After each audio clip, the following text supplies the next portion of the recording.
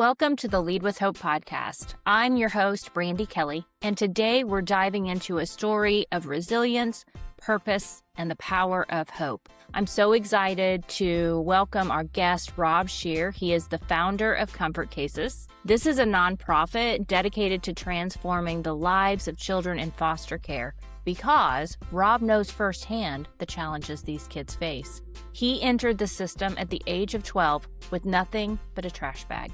He didn't let that define him, though. Through determination, compassion, and commitment to giving back, Rob turned his experience into a mission to provide dignity, love, and hope to over 300,000 children across the U.S., D.C., Puerto Rico, and even the UK. In this episode, we talk to him about foster care, about small acts of kindness that create a massive impact, and how every one of us has the power to make a difference in a child's life.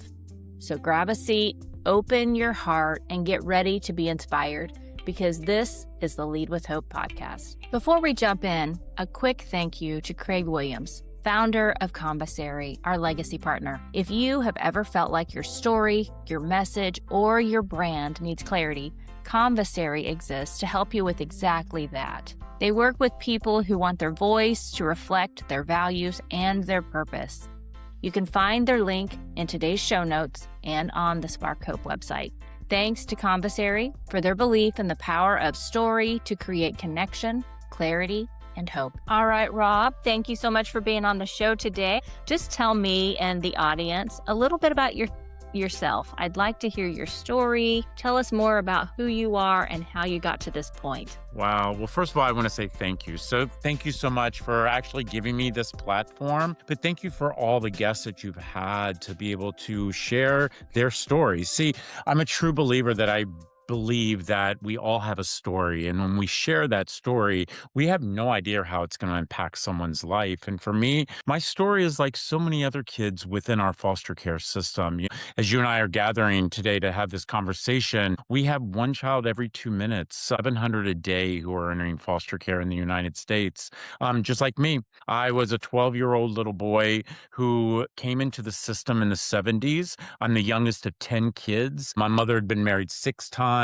We lived in and out of every shelter in Maryland, Virginia, D.C., up the Carolina coast. And finally, when I was 12, I came into the system. The fact is that foster care wasn't a word that I had not heard of before. My brothers and sisters had already started falling to the wayside, and we know what those statistics are: teenage pregnancy, drug addiction, incarceration. We're seeing actual percentages that are alarming. Close to 80% of death row inmates were in foster care. The amount of kids who are human trafficked were in foster care. And here I was, this 12-year-old little boy, and I'll never forget it, being handed a trash bag and walking into a system of a house of strangers. Kids come into our system because of choices other people made. We have the ability as grown adults to make the right choice. And that choice is not to make a kid start out their journey in a shattered system with a trash bag, when kids are smart enough to know from the time they're this big to as big as me to know that trash bags were invented for trash, not children's clothing. So for me, it was just being there. And that's all I was there, year after year, just there. And then it happened, the fall of '84. And I had turned a senior in high school. And I'd already known no one in my family had ever graduated high school. No one had made it that far. And here I was, a senior in high school, and I turned 18. It was October of 1984. And I walked into my foster home, and there waiting for me was my trash bag. And I remember looking at my foster parents. And by the way, I called them mom and dad. I'd lived with them for that many years. And they said I had to leave. They said they weren't receiving a check any longer, and I had to go. And I became homeless. Um, you know, to me, that was a shock to the system because I didn't know anybody that was homeless. I was that kid in school that didn't hang out in the smoking lounge. I didn't skip school. I went to church every Sunday. My grades were good. Yes, sir. No, sir. and then to be on the streets. You know, I have people all the time say to me, why didn't I tell somebody? And I want to remind every single person that's watching and listening to this podcast. When kids like me tell people, let me tell you what happens to kids in foster care. You know, we're put in detention centers, we are put in psychiatric hospitals. People try to make us seem like we're the issue within the community, especially as the gangs grow with us. But truly, everybody must stop and realize you all created me. The community created us. And so if I tell people I was worried about what they would do with me because they'd already forgotten me for all these years anyway. And by the way, I'm going to tell you how we feel in the system. We're pissed off at all of you. We're pissed off that you have left us and you have forgotten us and that you treated us as we were invisible, disposable, as if we didn't matter. But for me, I just kept getting up in the morning and in that abandoned bathroom and going into school and stealing as much food as I could in the trash can because I didn't know if I'd eat that night. And then just realizing that, you know, my life was different. See, I will tell you that right now, kids who are in foster care, we're only given three choices. That's it. Choice number one, we give up. Give up. Suicide rate in foster care, Brandy, is higher than we've ever seen. Choice number two, we give in. We do exactly what you expect to us as a society. We commit those petty crimes. We fill your detention centers, your penitentiaries, or we take choice number three, and that's give it all we got. And that's what I did. I graduated high school when not one person clapped for me when I crossed that stage, but I made it. And then I joined the United States Navy. And by the way, I did not join the Navy to take care of you or any of your listeners. I joined the Navy because I was hungry. I joined the Navy is because I needed a place. And I took that place and ran with it. I became a very successful businessman and I never looked back. I realized that what my community truly had taught me was what I should care about is me, me, me. I bought my big house in DC that everybody walked by and looked at and said, damn, whoever lives in that house, they're successful.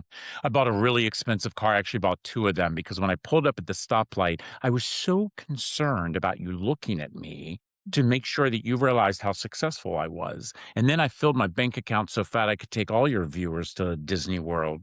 But that's not what was important. See, the thing is for me, I wanted to be a dad my entire life. That's what I dreamed of. I didn't dream about being a football player or being on stage or just be a dad. I wanted a child to look at me and realize that when they were with me, they were safe. When they were with me, they were loved. When they were with me, I was standing with them because I never had that, you know, and I knew that somebody needed me as much as truthfully I needed them. And so my husband and I decided to adopt, and I actually wanted to adopt overseas. And my husband was the one who said we were going to adopt through foster care. I said, what are you talking about? I was like, I know about those kids. He was like, what are you talking about? You were one of those kids. Wow. He was right. You know, my husband actually is very smart. He has his master's. I don't even know the difference between there, and there. But he was right, Brandy. I was one of those kids. And I was so worried about what everybody would think about me that I didn't tell people because I was worried that if you found out that I was the kid that was eating trash while I was going through school, that you wouldn't want to break bread with me. And so at that, I decided no more. And when my first two children arrived 17 years ago, actually on January 15th, my beautiful daughter Amaya, at the age of 4, arrived with her little brother Makai, who were 2. And when they arrived at our home, both of them had trash bags. And for me, it was that, I mean, you want to talk about just the wave of emotions that came over me. I remember saying to the social worker, how could this be? And she said, what are you talking about? I said, how could we be a society that say we care so much about children and we're giving them trash bags? And she says, well, what should we do? And I said, how about a little dignity? But for me, it was about being a dad. And I was a dad to the most beautiful little girl. You know, I'm a father now to 4 boys and 1 girl. And I remind people all the time, if you have the opportunity in your lifetime to be a father to a little girl, there is no other feeling, no other feeling. I love my boys, but being a father to a girl, and I will also explain to everybody, women rule this world.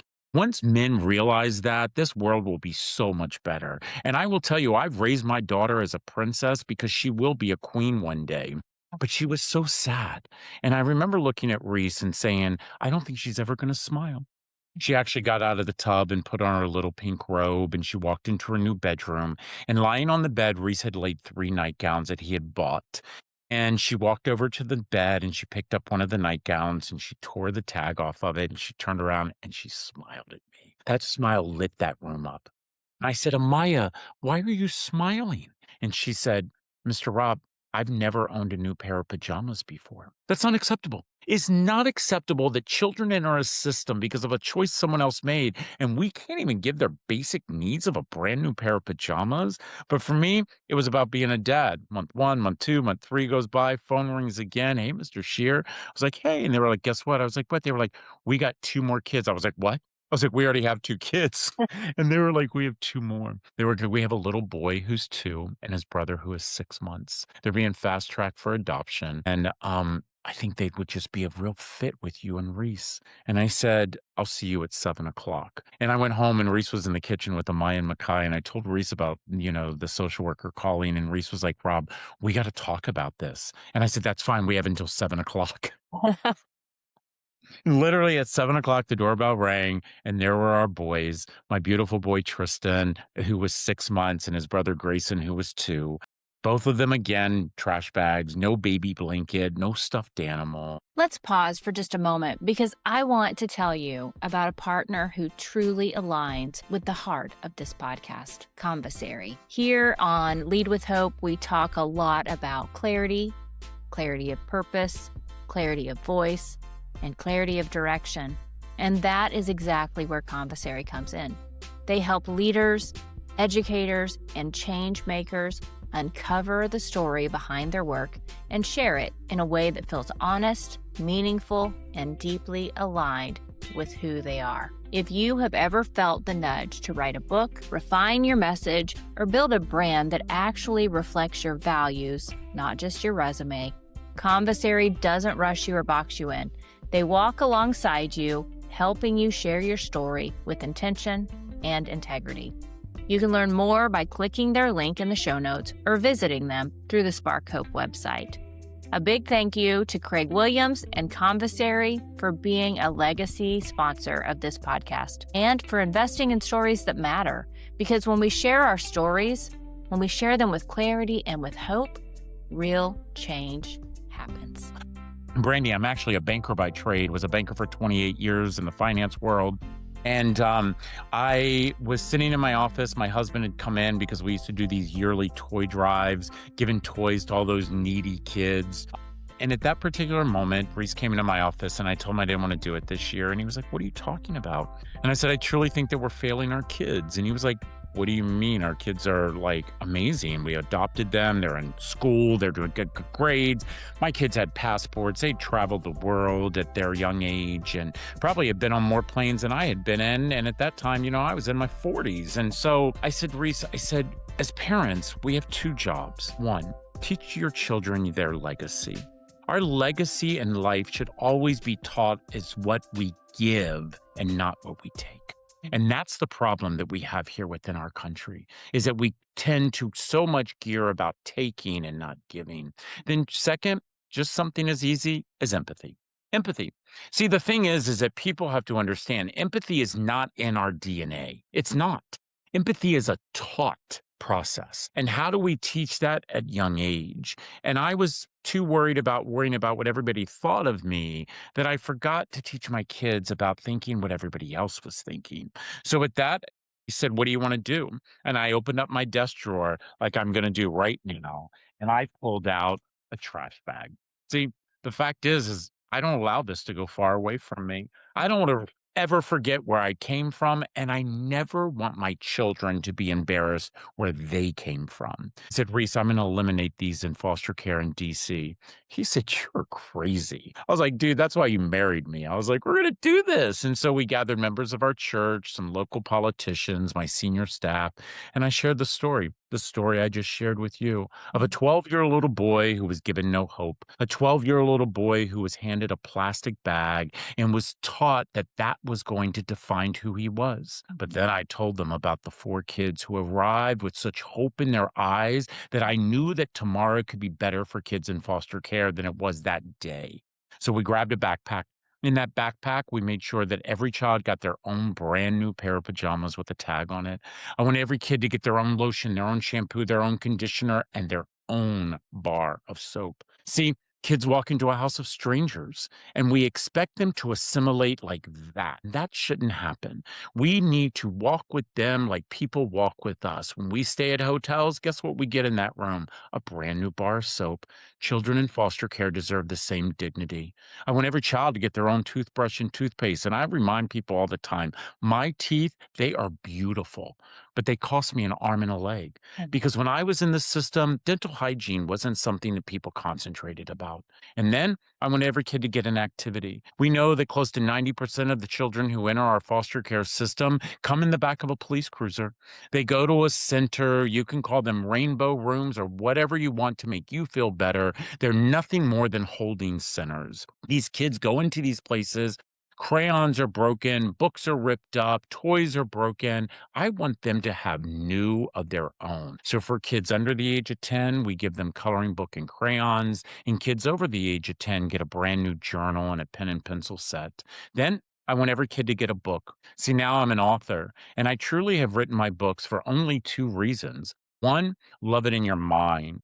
Two, love it in your heart. But the most flattering thing you could ever do for a book is pass it on. Pass it on. See, the thing is there's no such thing as a used book. It's only a book that's been loved. And then I want every kid to get a stuffy because I don't care whether you're a newborn or you're 59. We all love a good stuffed animal. And then finally, my son Grayson, he was actually 5 years old when we packed our very first case. He's now 18. He said, Daddy, we have to put a blankie in every case. I said, a blankie? I said, Grayson, you know these kids are not cold. He said, I know, Daddy. But every time they wrap themselves up in their blankie, they know we love them. Oh, Brandy, isn't that what we all want? yes. We want to be loved. We want to know we matter. So with that, we packed a case and another and another. And because of amazing people like you who have given us platforms like this, we have packed and delivered over 300,000 cases. We have delivered them to all 50 states, DC and Puerto Rico. And I know I don't need to remind your smart viewers, Puerto Rico belongs to us. Yes, it's surrounded by water, but so is Hawaii. You know, the thing that we must remember is that our forefathers, they truly actually built communities for one reason, and it wasn't for our bushes to match. It was for us to take care of each other and to understand that your community is not your zip code. Your community is our human race. Absolutely. Rob, that is such a powerful story. And, I often say it's the small things in life that are the big things. But what are we communicating to the people that we come into contact with each and every day? And for those kids, that trash bag, the small things like having a toothbrush. I mean, we don't think about that whenever I we're never remember going to the dentist as a young boy. those small things that we take for granted are basic things that our kids in the system don't have. And so your story is so powerful. And what you're doing for those 300,000 kids that have received a comfort case, that gives me so much hope because those kids are our future and they have to know that we have hope in their future, in providing them with something better than what they have right now. That's what we all want. We want hope and we want love in our lives. And that's exactly what you are providing for those kids. So thank you for that. And that's exactly why, with us, for our mission, it's all about dignity and hope, Mhm. because truly, without those two things, where are we? And for someone who's in foster care, something is sometimes all we have. It's all we have. And I want kids who are listening to this or kids to know that they are the author of their Mhm. book. Mhm. They're the author, Yeah. and they get to determine when the chapter goes to the next one. They get to determine who's in that chapter. They get to determine where that chapter goes. And that's what I want them to know is Please, please don't blame the system. What you need to do is come with me and help me change the system because that's how our future will be brighter. Absolutely. And I would say that there's a lot of similarities in the different systems in our world.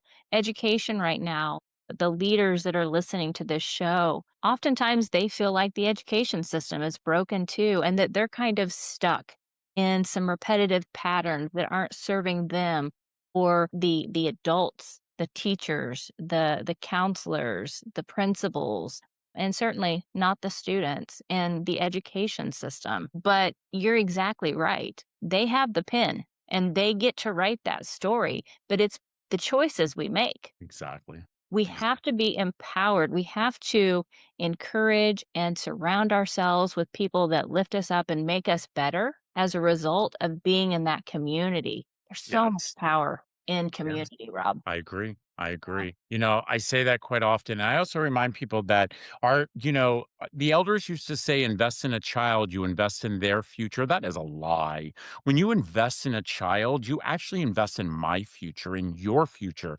because they are our leaders of tomorrow. So come on, this is a no brainer. This is a no brainer when it comes to, and by the way, Nelson Mandela said it so clearly. Each and every one of us are judged in society by the way we treat our children. We all must understand that kids in foster care, they don't belong to you. Kids in foster care don't belong to me. Kids in foster care belong to us. And right now, if someone's looking at the way we treat them, it's very shameful. And We've we got to can change do that. better. So, you've talked to us about your story, some powerful takeaways there, Rob. But when you reflect on that, what would you say had the biggest impact on where you're at now? You've started this company, Comfort Cases. So, what had the biggest impact, or was there like that aha moment where you just knew, okay, I have to do this? I don't really, there's so many things in my journey that, I even write about it in my memoir, Forever Family. I had an amazing teacher in high school who always would bring extra food. I think that she truly was the one who got me through not being able to do something stupid when I was in school. When I was in my early 20s, I had somebody in my career who believed in me and gave me that shot where nobody else would. Again, act of kindness. It's the one simple acts of kindness. And when it comes to our nonprofit Comfort Cases, I say it all the time. I have to give all the credit in the world to Noel Calfee, my assistant, who saw what we had done packing those cases and said, "You're starting a nonprofit." And I said, "What are you talking about? I come from the .com world. I'm a taker. How in the world are you going to think you're going to throw me in that .org world where we're a bunch of givers?" Ooh, she did the best thing for me because guess what? I don't have a job anymore. I Mhm. have a purpose. And there's nothing better than to wake up in the morning and know that what you're doing is purposeful. Yeah. It's purposeful. A college professor once told me that if you love what you do, you will never work a day in your life.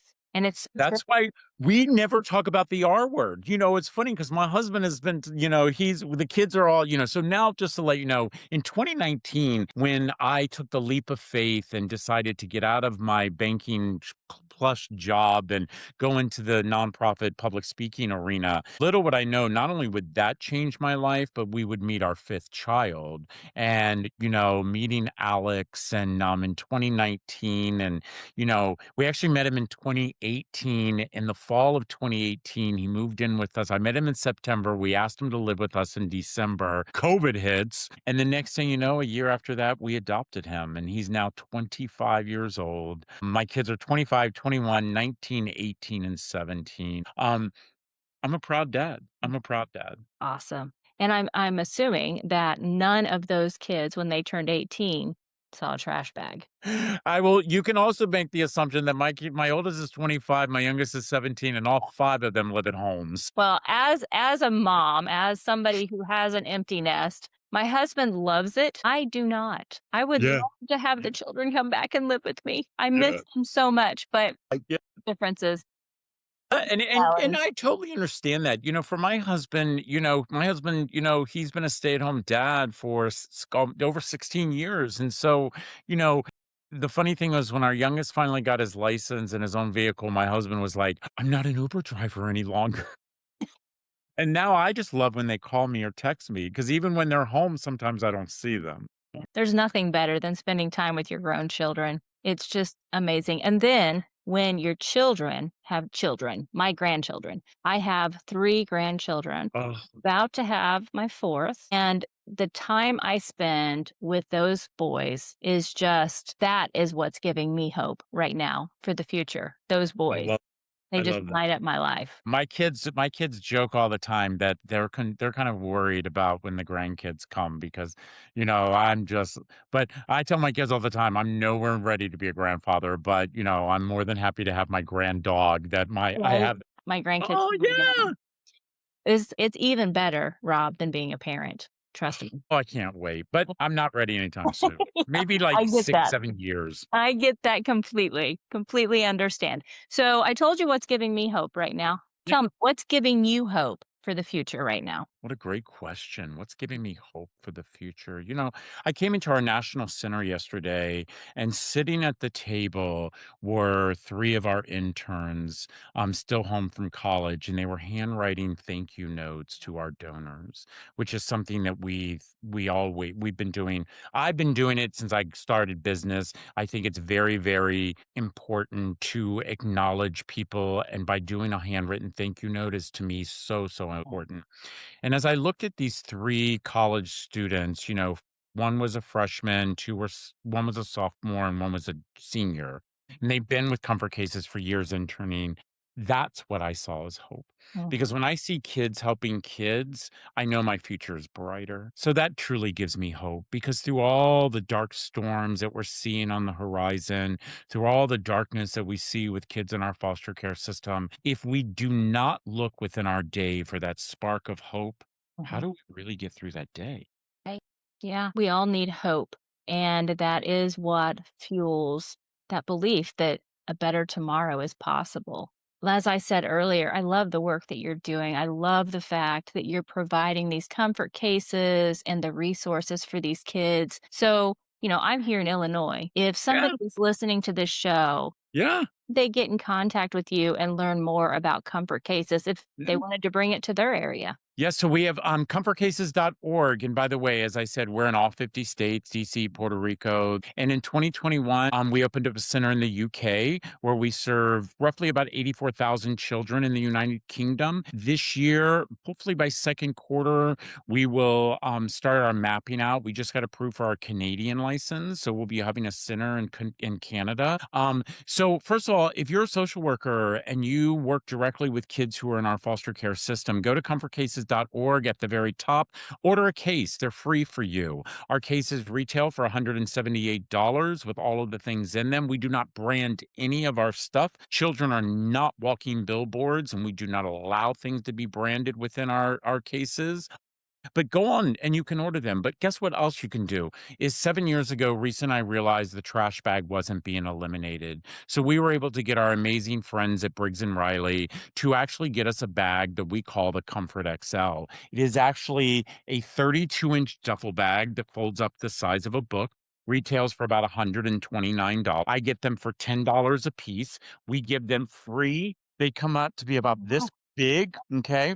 And so social workers can order them for free. We will ship them out within 3 days. And the only thing they need to do is go to comfortcases.org. If you're someone within the community who wants to truly impact your community, reach out to us. We do packing parties. We have Comfort Cases clubs throughout high schools and middle schools throughout our country, including on our college campuses. So there's always a way for you to give. Because the thing I will say, Brandy, as we end this talk, each and every one of us are different. Colors are different. Everything about us is different. But the one thing that we're the same is that each and every one of us, we all have time. Time. And it is the most valuable thing that is given to each and every one of us. The thing is truly how do you use that time? And that to me is so, so important because we're a 96% volunteer ran organization. So when people see things that we do and they're like, how did you do? I'm like, because I'm a true believer. If you go to your community and you tell them of a problem and you show them how to correct it, they will correct it. And we've seen that through the waves of laws that are now being passed, bills that are going in front of different states. We've passed it in Texas, Maryland. We've passed it in New York and Colorado. We're getting ready to pass it on Friday in Virginia, where there's an actual bill that says you cannot give a child in foster care a trash bag. Such a simple thing, but such a powerful purpose. And for the listeners, what I would encourage you to do today, no matter who you are or where you serve, what is one act of kindness that you can pay forward today? Start there and just build from that. Because when kindness ripples out into our community, hope grows. So, Rob, thank Definitely. you so much for being on Thank the show you. today and sharing your purpose and your story. I love what you're doing, and I hope we can stay in contact. We will. Thank you, Brandy. Take care, everybody. That's a wrap for today's episode of Lead with Hope. Remember, the world needs your leadership, and change starts with you. Fuel your life with hope, embrace your purpose, and shine your light for others. If this episode inspired you, I'd be so grateful if you could take a moment to give us a 5-star rating and share it. Every review helps spread hope and empowers more leaders to rise. Thanks for listening, and until next time, keep leading with hope.